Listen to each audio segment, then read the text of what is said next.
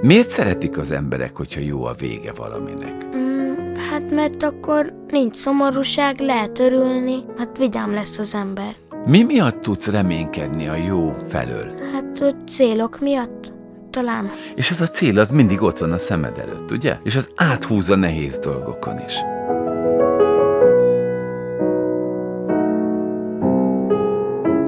És amikor az embernek egyszer sikerült, akkor az Még jobban ösztönzi, örül. az egy tapasztalat. És a tapasztalatok is segítenek, hogy legyen reménységünk.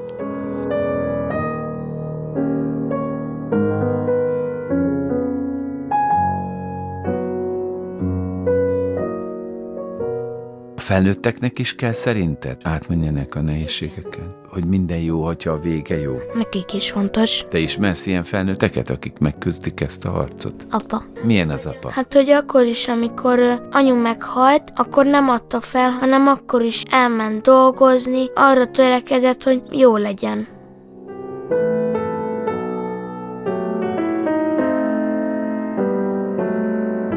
Mi lesz a földi élet után? Hát a mennybe fogunk élni. Hát, amit a Bibliában leírtak, az, hogy ott minden a legjobb lesz, hogy nem lesznek rossz dolgok, hogy ott örökké fogunk élni. De ki megy be a mennybe? Aki hisz az Úrban, vagy aki bocsánatot kér a bűneiért.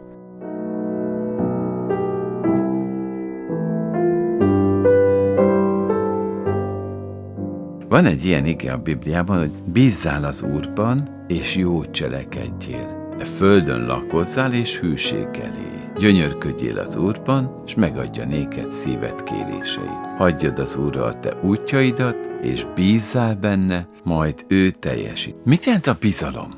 Hogyha bármi rossz van, és úgy érzed, hogy senki se tud segíteni, akkor őt kell kérni, és hogyha nem is segít azonnal, de segíteni fog. Rábízzuk az életünket.